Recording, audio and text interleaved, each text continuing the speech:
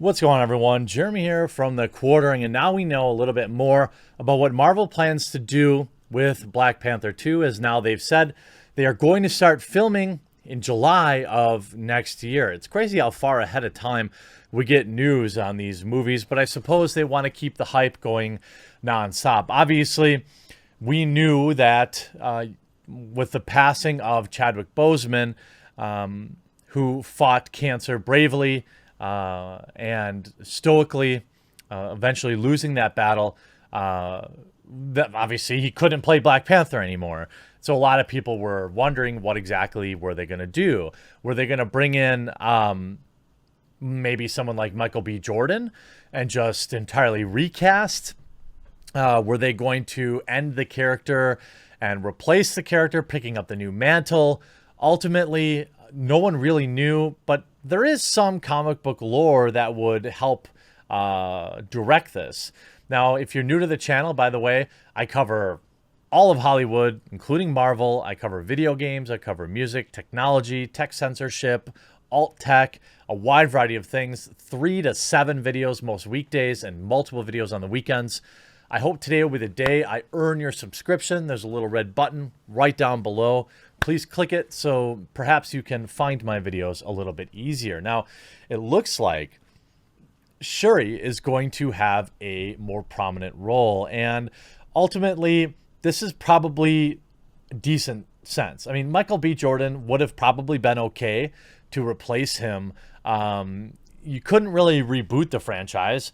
You could kind of maybe have done like a prequel thing, but there is some comic book lore around this. This isn't just like a replace man with woman. And you have like characters like Killmonger, which is possible, but he's actually dead in the current universe. So she's really the only logical choice to take over. I think that at least hopefully they write out Chadwick's character in a good way. Certainly you could, given the mask, you could have someone else play Black Panther for a scene where he meets his ultimate end. I don't know exactly how they're going to handle it, but this, according to the Hollywood Reporter, Marvel Studios' plans for the sequel for Black Panther are starting to come into focus. The sequel was sidelined with the sudden and unexpected passing of Chadwick Boseman, and a planned March 2021 production start was waylaid as filmmaker Ryan Coogler and Marvel tried to navigate grief and the need to move forward. It was the nadir of the year that no Marvel movies releases for the first time since 2009. However, even as counting the coup upends theatrical distribution and plays havoc on the Phase 4 rollout, Marvel is about to enter 2021, the busiest it has ever been, as it juggles not only multiple movies, but a major push into TV. Well, you have everything going on in Disney Plus, like WandaVision and things like that. She-Hulk, I think, is also this year. But you also have, all the old Marvel movies that were done and still trying to find a home. I think ultimately what you're going to see is, now that we've seen Warner Brothers do the dual release for Wonder Woman, where they have a streaming service and a theatrical release on the same day, I'd be willing to bet that's what we're going to see happen to Black Panther too. Now, maybe they'll wait to see how things turn out, let Warner Brothers be the canary in the coal mine, but I suspect that's what we'll see. I mean, they already have Disney Plus in order to do this. Multiple sources tell The Hollywood Reporter that Marvel is now readying Black Panther 2 for a filming that will start in Atlanta in July and last for 6 months. Mexican actor Tenek Huerta, who is one of the stars of Netflix Narcos Mexico, is in talks to play one of the antagonists, sources tell THR. Letitia Wright, Lupita, and Winston Duke and Angela Bassett are all expected to return for the new feature, with some saying Wright's character Shuri will take on a more prominent role. Marvel, which has had no comment on the story, has not revealed plans on how it plans to proceed without Chadwick Boseman, although it has indicated that it will not use CGI to include the late star in the film. Thank God. Oh my God. When Disney did that with Princess Leia, that was just utterly disrespectful. I hated it. While Black Panther 2 is receiving special attention, it is the many Disney Plus series that are under heavy scrutiny from Kevin Feige and his executives. The series are the priority, says one source with the knowledge of the company's strategy. Ramping them up takes a lot of focus. The movie machinery is well established. In March, the Feige-run studio began productions on both She-Hulk, which will be hilarious, and Moon Knight. All will debut on Disney Plus as Marvel's parent leans on the studio to deliver, in the words of Disney CEO Bob Chapek, world-class franchise-based content to its 73 million global subscribers. The shows are launching hopeful franchises that are to tie movie side of Marvel and with merchandising, comics, and more across the Disney brand. Well, of course, what they want is they want Disney Plus to be a testing ground to decide whether or not they want to put the big money behind it for a theatrical or VOD release.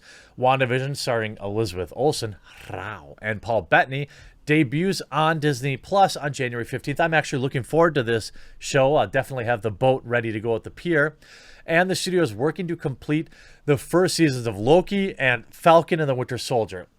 These, I think, they're big franchises, but they've got to be good. Yeah, we all know Loki, but it's still got to be a good show. It's not like, because Loki really is a B or C level character in the MCU. Yes, he's very complex and an interesting character that I think will go a long way. I mean, if written well, but it's not just like it's not like they could. I mean, a Thor Disney Plus series would just bring a ton of viewers, especially if it was Chris Hemsworth, of course. Loki's a little bit different. The studio also recently began the Atlanta filming of Miss Marvel, starring newcomer Iman Vellani.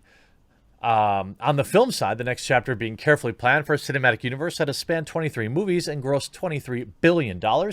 Spider-Man 3 and Doctor Strange in the Multiverse of Madness are already filming with experienced Marvel hands, John Watts and Sam Raimi, respectively. In January, Taika Waititi's sequel, Thor Love and Thunder, is starting its Australian shoot with a sprawling cast for what one insider is likening to an Avengers 5 feel, thanks to its ensemble. The studio will have Peyton Reed back for the new Ant-Man movie in 2021 and ending the year with Guardians of the Galaxy Volume 3, filming with a returning director James Gunn.